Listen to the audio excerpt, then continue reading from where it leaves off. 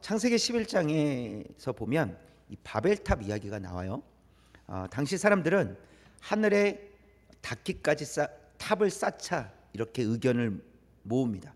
그리고 탑을 쌓아 올라갑니다. 그들의 의도는 무엇이었냐면 우리의 이름을 내자, 세상에 우리의 이름을 내자, 우리를 알리자, 그것이 이유였습니다.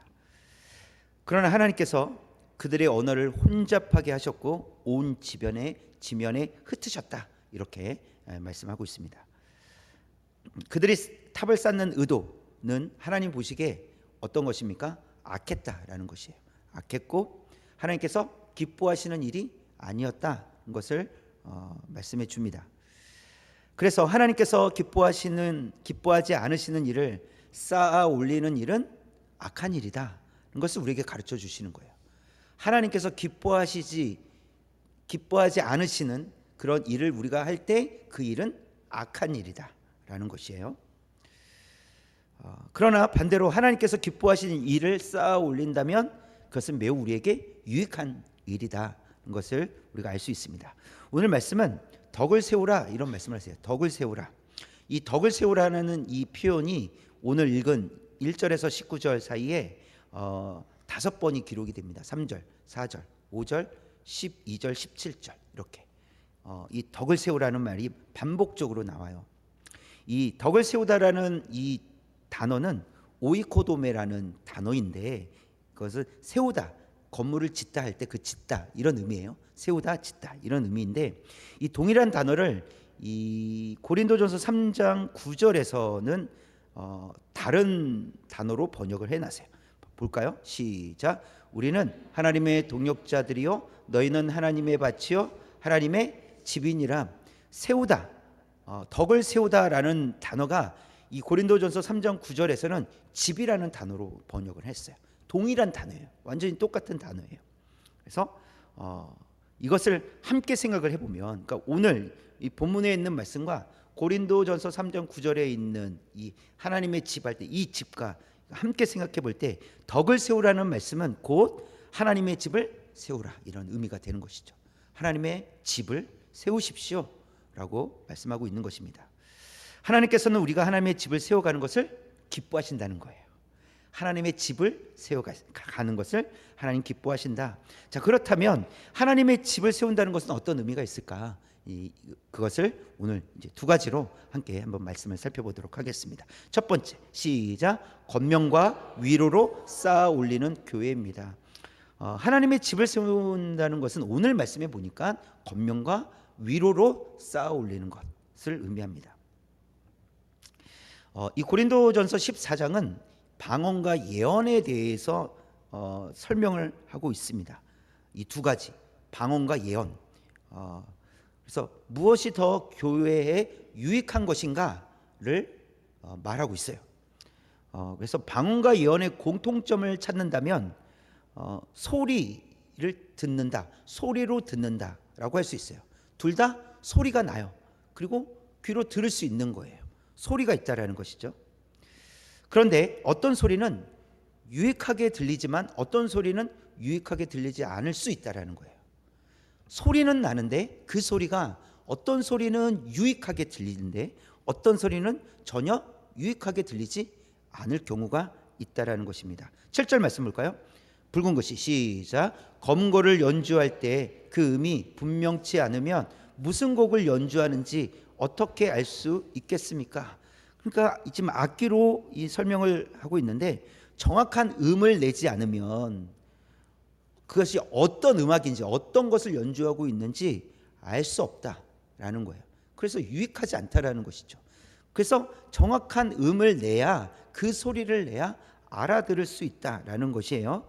또한 또 8절에서도 또 시작. 만일 나팔이 분명하지 못한 소리를 내면 누가 전투를 준비하리요.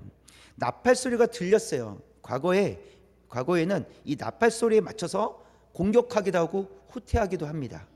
그러니까 이게 지금 사인이란 말이에요. 나팔 소리를 어떻게 부느냐, 2번 부느냐, 길게 부느냐 등에 따라서 이게 달라지는 거예요. 근데 나팔 소리가 들리긴 했어요. 나팔 소리를 들었는데 이게 공격하라는 사인인지 후퇴하라는 사인인지 도통 모르겠어요. 약속된 게 있었는데 약속된 소리가 안 들리는 거예요. 그럼 어떻게 해야 됩니까? 공격하라는 건가? 말라는 건가? 그럼 어떤 사람은 공격하러 갈 거예요. 어떤 사람은 아니야, 이건 후퇴야. 뭐 이렇게. 그러면 그 군사들이 어떻게 되는 겁니까? 혼란스러워진다는 것이죠. 소리가 분명하지 않으면 혼란스러워진다. 것을 말씀해 주고 있어요. 그래서 7절과 8절에서 그 이야기를 지금 우리에게 들려주고 있는 것인데요. 그래서 이와 같이 소리를 알아듣지 못하면, 어떤 소리인지 알아듣지 못하면 유익하지 않고 혼란스럽고 답답해진다는 거예요. 이게 뭐지? 무슨 소리지? 무엇을 의미하는 거지? 도통 모르겠어요. 그럼 혼란스러운 거예요. 그리고 답답해지는 것이죠. 6절 말씀 볼까요? 시작. 그런즉 형제들아, 내가 너희에게 나아가서 방언으로 말하고 계시나 지식이나 예언이나 가르치는 것으로 말하지 아니하면 너희에게 무엇이 유익하리요? 그랬어요. 이 6절에서 보니까 방언으로 말하면 듣지 못한다, 이렇게 이야기했어요. 방언으로 말하면 듣지를 못한다. 그 의미가 무엇인지 모른다. 이렇게 말씀하시는 거예요. 왜냐하면 방언은 알아듣지 못하는 언어와 말이기 때문에 그래요. 그러니까 들어도 무슨 말인지 모르는 것이죠. 소리는 들었지만 그 소리가 무엇을 의미하는지 알 수 없다. 지금 그런 의미로서 방언에 대한 이야기를 하고 있는 겁니다. 그러나 예언은 어떻다고 얘기합니까? 알아들을 수 있는 언어와 말이라는 거예요. 그래서 방언과 예언의 차이는 알아들을 수 있는 소리와 알아듣지 못하는 소리로 나누어진다는 것이죠. 그래서 바울은 무엇을 강조하고 싶은 것이냐면 알아듣기 쉬운 말을 여러분 하셔야 됩니다. 이렇게 이야기하고 있는 거예요. 알아듣기 쉬운 말을. 9절 말씀 볼까요? 처음부터 시작. 이와 같이 너희도 혀로서 알아듣기 쉬운 말을 하지 아니하면 그 말하는 것을 어찌 알리요? 이는 허공에다 말하는 것이라 했어요. 그러겠죠? 무슨 말인지 몰라요. 여러분, 제가 지금 설교를 하고 있는데 제가 설교를 하는데 여러분이 못 알아듣는 거예요. 무슨 말 하는지 모르는 거예요. 그럼 여러분 어떻게 되시겠어요? 꿈나라 가시겠죠. 모르니까 이게 무슨 말이야? 무슨 말인지 도저히 모르겠어. 졸린데? 이러지 않겠습니까? 그런 의미예요. 그러니까 소리는 나는데, 소리는 전파되고 있는데, 소리는 듣고 있는데 그 소리가 무엇을 의미하는지 모르게 된다면 허공에다 말하는 것과 같다. 허공을 치는 것과 같다. 이렇게 말씀하고 있는 겁니다. 그래서 알아듣지 못하면 덕을 끼칠 수 없다라는 거예요. 덕을 끼치려면, 하나님의 집을 바르게 세워가려면, 건강한 집을 세워가려면 알아들어야 된다는 거예요. 깨달을 수 있어야 된다는 것이죠. 사도행전 2장에 보면 성령께서 임하신 사건이 있었잖아요. 그때 일어났던 일인데 알아듣는 사람과 알아듣지 못하는 사람들이 나와요. 그들이 어떻게 반응하고 있는지 우리가 말씀을 통해서 좀 보기를 원하는데요. 사도행전 2장 8절에 보니까 시작. 우리 각 사람이 난 곳 방언으로 듣게 되는 것이 어찌 됨이냐, 이렇게 놀라고 있어요. 근데 이들이 누구냐면 디아스포라, 그러니까 흩어져 있는 외국에서 살고 있는 유대인들이에요. 명절 때가 되면, 이렇게 되면 예루살렘으로 와서 예배를 드리고 다시 돌아가는 사람들이에요. 그래서 흩어져 살고 있었던, 외국에서 살고 있었던 사람들이 그곳에서 살고 있는 쓰는 언어를 지금 제자들이 쓰고 있는 거예요. 그러니까 이 일이 어떻게 된 거지? 어떻게 그 말을 내가 살고 있는 곳에서 쓰는 언어를 이들이 쓰는 거지? 라고 그렇게 놀라고 있다라는 것이죠. 뿐만 아닙니다. 2장 11절에서 어떤 소리를 들었냐면 붉은 것이 시작. 우리가 다 우리의 각 언어로 하나님의 큰 일을 말함을 듣는도다 하고. 보세요. 외국어로 지금 방언을 하고 있단 말이에요. 근데 그들이 그 외국어, 그러니까 그곳에 살고 있는 사람들이 듣는 거예요. 그런데 그 내용까지도 들리는 거예요. 그 내용이 무엇이었습니까? 하나님의 큰 일을 말함을 듣는도다. 이렇게 기록을 하고 있습니다. 그들은 소리를 들었을 뿐만 아니라 그 소리의 의미를 깨달았어요. 그래서 그 깨달은 말씀이 무엇이었냐면 이것은 하나님의 크신 일이다. 하나님께서 하실 큰 일이다 라고 그들은 말했습니다. 그러나 다른 반응을 보였던 사람들이 있어요. 13절, 2장 13절인데요. 한번 볼까요? 처음부터 시작. 또 어떤 이들은 조롱하여 이르되 그들이 새 술에 취하였다 하더라. 이들은 어떤 사람들일까요? 소리는 들렸어요. 그런데요, 그 소리가 무엇을 의미하는지 모르는 거예요. 깨닫지 못하니까 어떻게 말합니까? 분명 입이 지금 움직인다면 중얼중얼 거린단 말이에요. 무슨 소리를 내고 있어요. 근데 딱 봐도 술에 취한 것 같아요. 못 알아듣는 말을 막 쉘라쉘라 하는 거예요. 그러니까 술에 취했다, 저 사람들. 이렇게 이야기하는 거죠. 누구의 문제입니까? 알아듣지 못하는 사람의 문제죠. 어떤 사람은 알아듣는데 어떤 사람은 알아듣지 못합니다. 그래서 나타나는 반응이 무엇이냐면, 알아듣는 사람은 이것은 하나님의 큰 일입니다, 하나님께서 놀라운 일들을 하십니다 라고 하나님의 뜻을 알고 그것을 이해하는 사람들이에요. 그러면 그것을 이해하고 살아가겠죠. 그러나 동일한 언어, 동일한 소리를 들었지만 어떤 사람은 이해를 못하는 거예요. 알아듣지 못하는 거예요. 그랬더니 어떻게 얘기한다고요? 술에 취했다, 술에 취했다, 비난하는 거예요. 바울은 고린도 교회 성도들에게 방언이 성령으로부터 받은 은사이기는 하지만 듣는 사람들이 알아듣지 못한다면 이것은 유익하지 않습니다, 이렇게 말하고 있는 겁니다. 이렇게 설명해 주고 있어요. 그렇기 때문에 이 방언보다는 공동체의 유익을 위해서 예언하기를 힘쓰십시오, 이렇게 권면하고 있는 거예요. 방언을 하면 못 알아듣기 때문에 여러분, 방언보다는 이 공동체, 교회 공동체의 유익을 위해서 여러분 예언을 하십시오, 이렇게 이야기하고 있어요. 3절 볼까요? 3절 시작. 그러나 예언하는 자는 사람에게 말하여 덕을 세우며 권면하며 위로하는 것이요. 보세요. 예언하는 자는 결국 어떤 결과를 나타낸다고요? 덕을 세우며 권면하며 위로하게 된다. 자, 그런데 여기서 말하는 예언은 미래의 일을 말하는 것을 얘기하는 것이 아니에요. 그런 예언을 얘기하는 것이 아니에요. 앞으로 어떤 일이 일어날 거다, 여러분 아십니까? 내일 어떤 일이 일어나는지 아십니까? 몰라요. 그런 의미로서 예언을 얘기하는 것이 아니라 깨달은 하나님의 말씀을 바르게 선포하십시오, 이런 의미예요.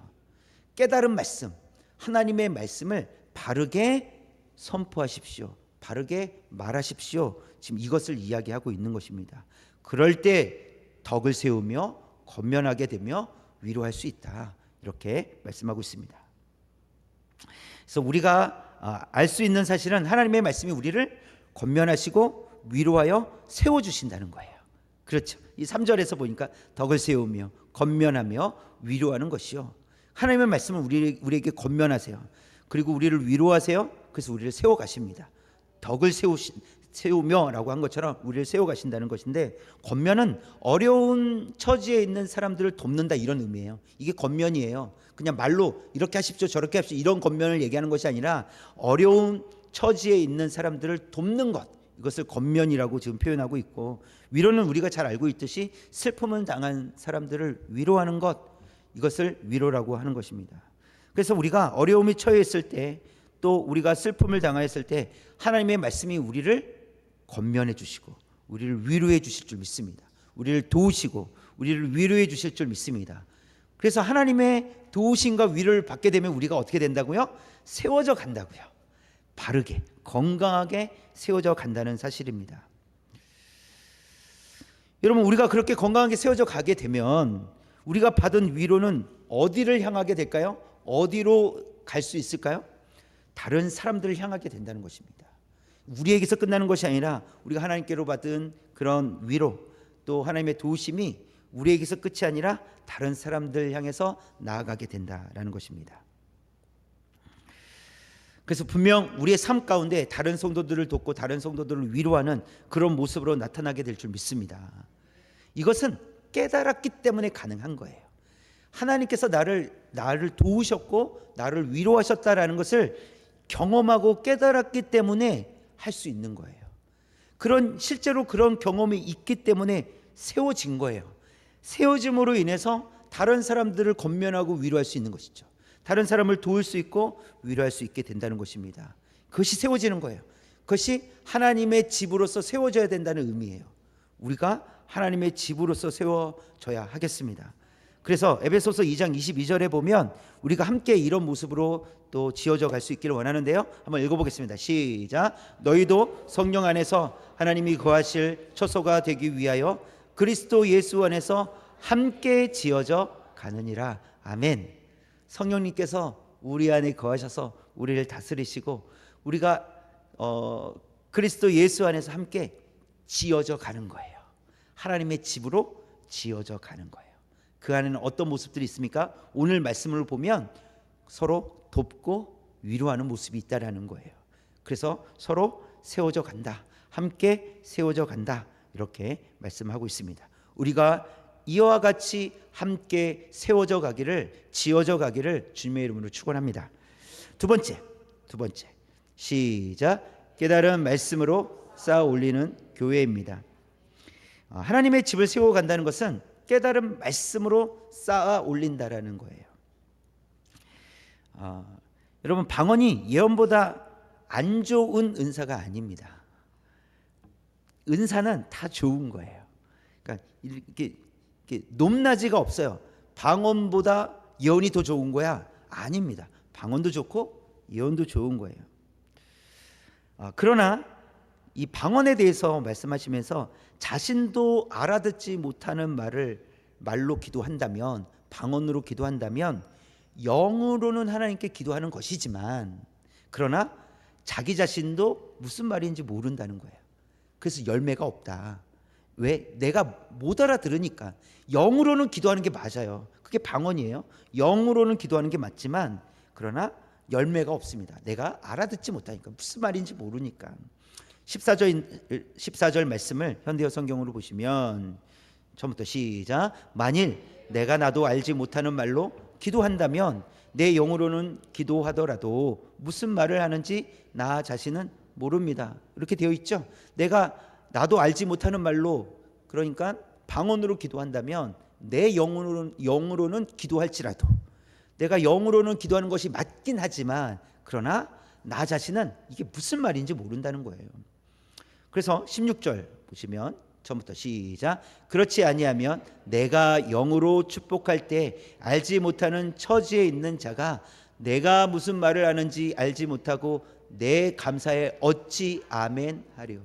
알아듣지 못하면 무슨 말인지 모르니까 어떻게 동의를 하겠냐는 거예요. 어떻게 아멘 하겠냐는 거예요. 아무리 기도를 멋지게 해도 못 알아들으면 아멘을 할 수가 없잖아요. 그 말씀을 하고 있습니다. 그러니까 유익이 없다는 것이죠.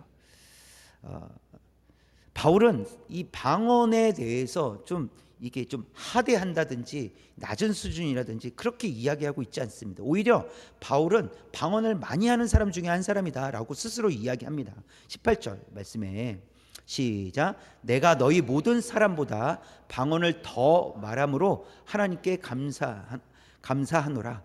바울은 방언을 많이 하는 사람이에요? 적게 하는 사람이에요? 28절에 보니까 많이 하는 사람이에요. 나는 여러분들보다 방언을 더 많이 합니다. 이런 의미가 담겨져 있잖아요. 더 많이 합니다. 이런 의미예요.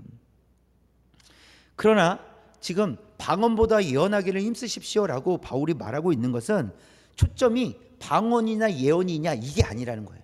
방언을 할 거냐 예언을 할 거냐 이런 얘기가 아니라 공동체의 유익이 무엇이냐를 초점을 가지고 이야기하고 있는 거예요. 공동체의 유익이 무엇입니까? 공동체의 유익을 위해서 우리에게 필요한 것이 무엇입니까? 우리가 무엇을 해야 되겠습니까? 라고 지금 접근하고 있는 거예요. 19절 말씀 볼까요? 19절 시작. 그러나 교회에서 내가 남을 가르치기 위하여 깨달은 마음으로 5마디 말을 하는 것이 1만 마디 방언으로 말하는 것보다 나으니라. 5마디 말이, 그러니까 여기서 말하는 5마디 말은 알아듣는 말이에요. 깨달은 말이에요. 내가 하나님의 말씀을 깨달았어요. 깨달은 말씀을 내가 지금 누군가에게 이야기해 주는 것을 얘기하는 거예요. 그렇게 짧게 얘기한 그 5마디 말이 10,000마디 방언보다 더 낫습니다. 근데 방언이 문제가 있다라기보다는 방언은 알아듣지 못하기 때문에 그렇습니다. 지금 이 고린도 교회에 필요한 것은 무엇입니까? 방언보다 더 중요한 것이 뭐예요? 하나님의 말씀을 깨닫는 거예요. 하나님의 말씀을 알아들어야 된다는 거예요. 하나님의 말씀을 깨닫지 못하고 방언만 주구장창하는 건 의미 없습니다. 그것이 도움이 되지 않습니다. 그것이 여러분의 신앙에 도움이 되는 것이 아닙니다. 여러분도 알아듣지 못하는 방언을 1시간, 2시간 해본다고 생각해 보십시오. 영으로는 기뻐할 거예요. 뭔가 내가 깊이 기도한 것 같아. 그런데 무슨 내용인지 하나도 모르겠어 라고 그렇게 생각할 수밖에 없다라는 것이죠. 그래서 우리에게 단순하게 적용을 해보면, 말씀을 깨닫지 못하고 100번을 성경을 읽는 것보다 말씀을 깨닫고 10번을 읽는 게 훨씬 더 낫다라는 거예요. 분량이 중요한 게 아니라 그 내용을 잘 이해하고 있느냐, 깨달았느냐가 우리의 신앙에 도움이 된다라는 것을 말씀해 주고 있습니다. 그래서 중요한 것은 깨달은 말씀이 쌓아져 가야 된다는 거예요. 깨달은 말씀이 쌓아져 가야 된다는 거예요. 그것은 또 어떤 모습으로 나타나냐면, 하나님의 말씀을 깨달았잖아요. 그것이 점점 쌓여져 가잖아요. 그것은 삶 속에서 변화된 모습으로, 실천으로 분명하게 나타난다는 것입니다. 삭개오를 보면 예수님을 만난 이후 그날 밤에 내가 내 재산 절반을 팔아서 가난한 사람들에게 나눠주겠습니다. 혹 누구를 속이거나 했다면 내가 4배로 갚겠습니다. 이런 얘기를 해요.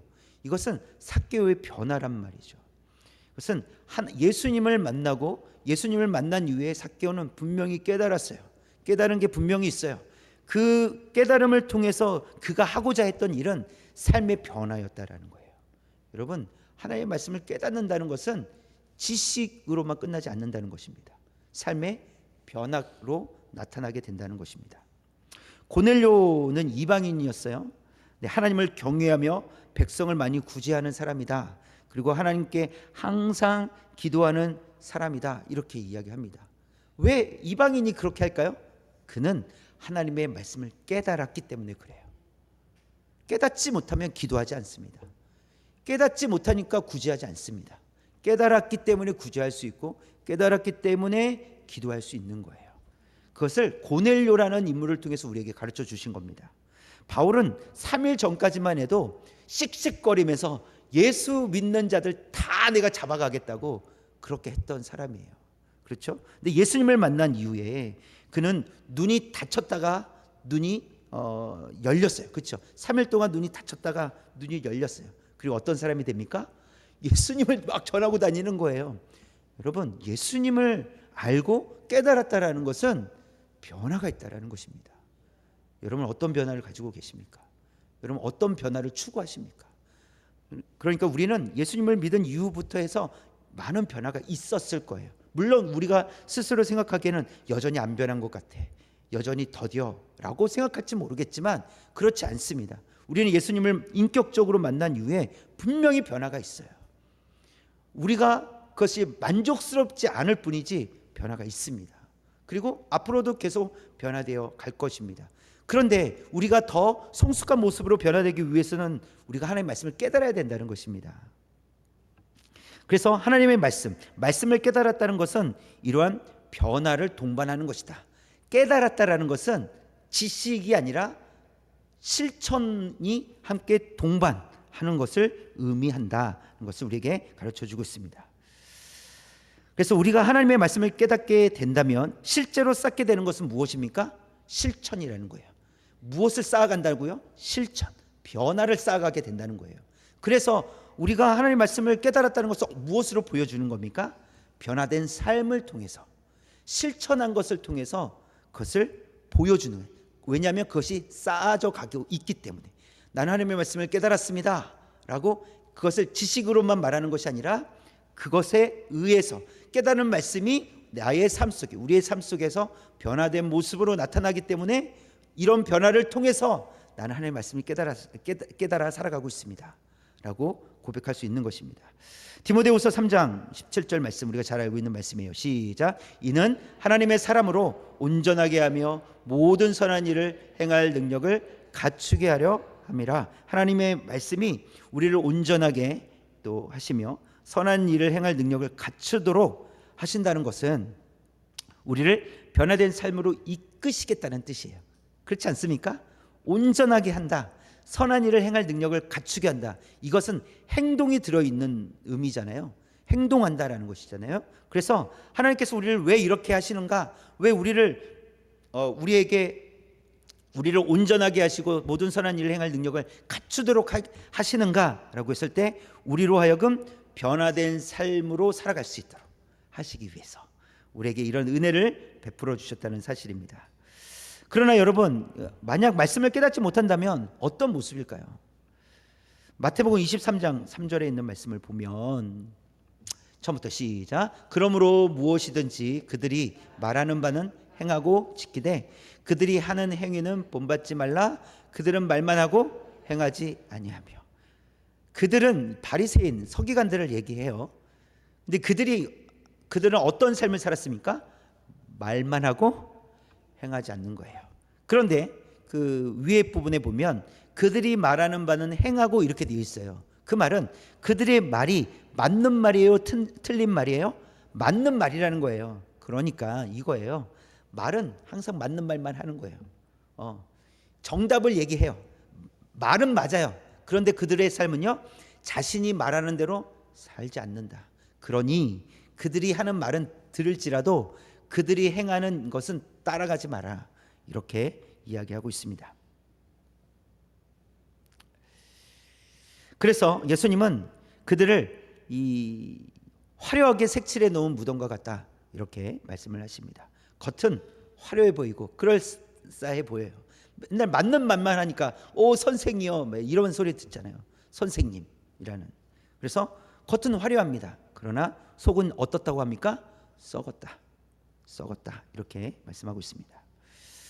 그러나 우리 예수님은 이런 이 서기관과 바리새인들과는 다른 모습을 우리에게 보여주셨는데요. 요한복음 13장 15절 시작. 내가 너희에게 행한 것 같이 너희도 행하게 하려 하여 본을 보였노라. 예수님께서 무엇을 하셨을까요? 제자들의 발을 한 사람 한 사람씩 씻겨주셨어요. 그래서 씻겨주시면서 하시는 말씀이었어요. 내가 너에게 행한 것 같이 너희도 행하게 하려 하여 본을 보였노라. 예수님은 말로 하셨어요? 행동으로 하셨어요? 말과 행동을 다 하셨어요. 말도 하셨고 행동도 하셨어요. 그러니까 너희들 이렇게 해야 돼. 너네 섬기는 자들이 돼야 돼. 라고 예수님이 한 번만 얘기하셨겠어요? 제자들을 데리고 다니시면서 여러 번 그런 얘기를 하셨겠죠. 그러면서 예수님은 보여주신 거예요. 이런 행동이, 이런 실천이 너희에게 있어야 된다.